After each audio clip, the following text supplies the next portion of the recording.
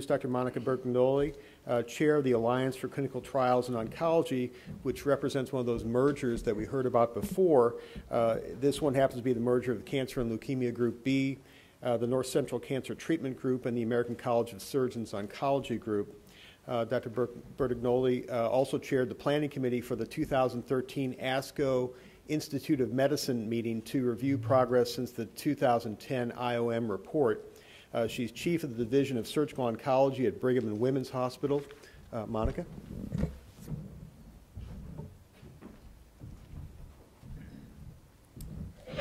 Thank you very much, and thank all of you for being here. In 1955, just 2 decades after the National Cancer Institute was funded by Congress, Congress funded the Cancer Chemotherapy National Service Center as a component of the NCI. And this is just a little clip taken out of a document called the Program of the NCI from 1963, describing, in the early days what this group was supposed to do. And it was to provide public funding. A trend toward large-scale coordinated research in selected areas began with this establishment of a publicly funded national cooperative program where institutions throughout the entire United States got together to study new cancer treatments. And this has matured over the years to be an incredibly important enterprise for us in the field of oncology. Where do we sit today? And I think funding is something that is very important and is going to be a topic of conversation here. And it really is about the investment of our nation in cancer research and cancer clinical trials. And the latest figure I have is from 2011. But in 2011, publicly funded U.S. cancer clinical trials through the cooperative groups totaled about $243 million per year. As you might imagine, the pharmaceutical industry spends billions, literally billions of dollars a year on development of new drugs. Don't get me wrong, this is absolutely an essential enterprise and crucial to our management and the advances that we've made in cancer care. But there is, as you see here, a great disparity in the amount of publicly funded money versus pharmaceutical industry money that is directed toward cancer clinical research. And there are some implications for that. Why does industry support cancer clinical trials? Again, don't get me wrong, this is so critical to the overall mission. But the goal is to obtain FDA approval to market a new drug or extend the label of an existing agent, put simply, and to create shareholder value. That's what companies do, and that is their focus. And their approach, which is solid and very important and something that we use every day in collaboration with them in the publicly funded space, is to design studies, as Dr. Pazder has already said, to demonstrate the efficacy of a new agent for a very specific indication in a very specific patient population. That's the way we make very clear advances in drug development. Well, what about publicly funded cancer clinical trials? We have a very different mandate, and sometimes I don't think that's been articulated strongly enough. What is our goal? Unequivocally, our only goal is to maximize benefit to patients and society. And the approaches that we use are different because of this. What do? We compare effective and promising regimens with each other, something that this whole organization, that the publicly funded groups have been doing increasingly over time, because that's not something that the pharmaceutical industries are generally interested in supporting. We optimize multimodality approaches. Now, you've heard a lot of discussion from the group this morning about drugs. Well, cancer treatment is not just drugs. If you're a patient with cancer, most of our patients, what's in the mix? Surgery, radiation therapy, pathology, and understanding of the basics of the biologic nature of the disease. So there's a lot more that goes into making cancer treatment better for patients that doesn't have to do with developing new drugs that's driven by pharmaceutical industry funding. Developing therapies for rare cancers. Orphan diseases are tough. And these trials are so expensive and so difficult, particularly for rare cancers. This must be done in the publicly funded space. And then finally, there are many issues that are absolutely crucial to cancer care that just don't generate revenue, to be honest, and are not promising value-generating products for industry. And those include many of the approaches to cancer prevention, screening, survivorship, and optimizing quality of life.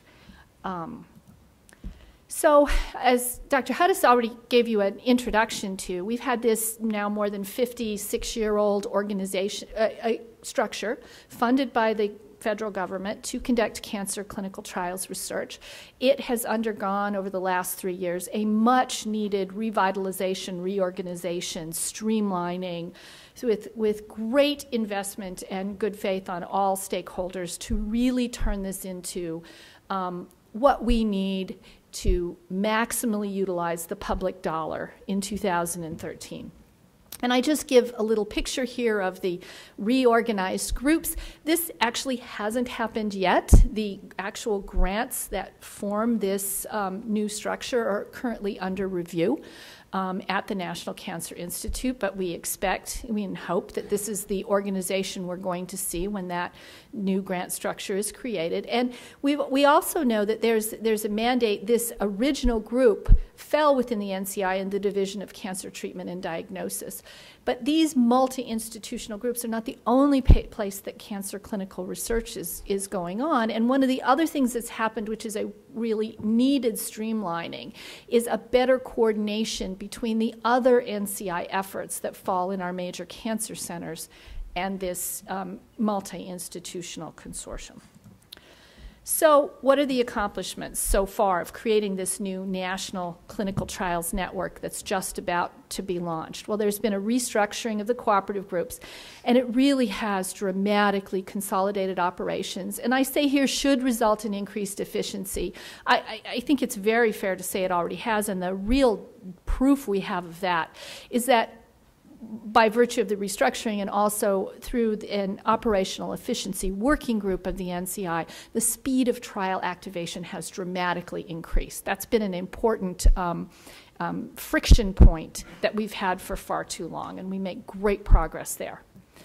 There is also a plan, and this is just crucial. The payments that sites who put these patients on study have been so critically underfunded for decades, and there is now a commitment from the NCI director to increase payments to treating sites when these new grants roll out in 2014, to literally double them, because, and even doubling, they get to basically what's able to make the work move. But we have great challenges. And the great challenges is after, doing maximal restructuring, streamlining, and efficiency, the reality is that studies are much more complex now, and they get more complex year by year. And in the era of personalized medicine, where we're looking for small groups of patients that have specific genomically characterized tumors, or getting smaller and smaller populations, more and more complex study designs that really let us study the biology, it's just getting really a lot harder to do the high quality research we need to do. And then finally, on top of all of this, we have these budget reductions. So now what I'm going to do is give you some data. And the data I'm giving you is from the Cancer and Leukemia Group B, which is one of the oldest cancer cooperative groups. It was created in 1955 along with the original groups. And the reason I'm giving you these data is because this is still one of the existing grants. And I can very clearly tie the money numbers I'm going to give you to the productivity of this individual group, because that's the key. It's about what can you do for the money. So if you look at the overall at the NCI funding, you see it here from 2003 to 2011, which is when our available figures stop, and you can see that it's been pretty flat overall funding for the NCI. And then the cooperative groups are a pretty small percentage of the money that the NCI spends overall for cancer research. Next, this is the funding for cancer in leukemia group B, and I've given it you in three versions. The light blue is the actual dollars that were awarded, and this is in millions of dollars on the axis here.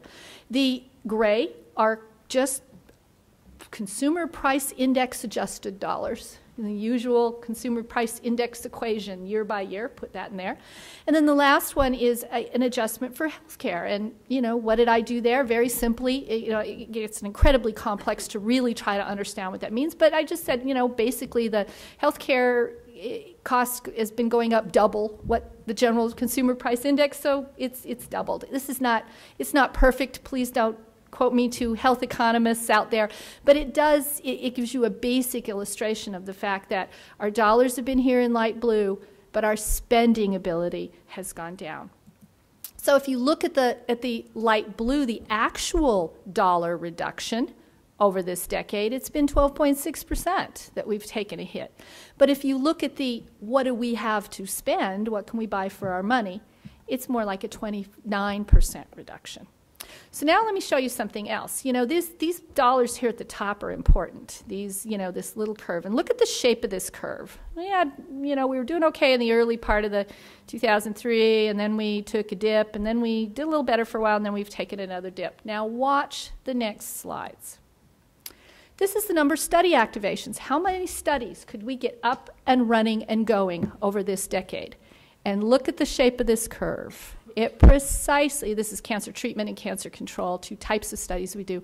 This curve precisely matches what we've had in terms of dollar fluctuation. And oh boy, look at 2012 when we started to take that really big dip.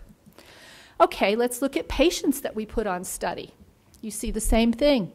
Look at this direct relationship to what we see for our funding. That's our total study accrual. Now let's look at publications. The work and publications always kind of lag things because, it takes you a while to get the study, get the patients on, then analyze the data, get the data. So the publications has always got a lag to it.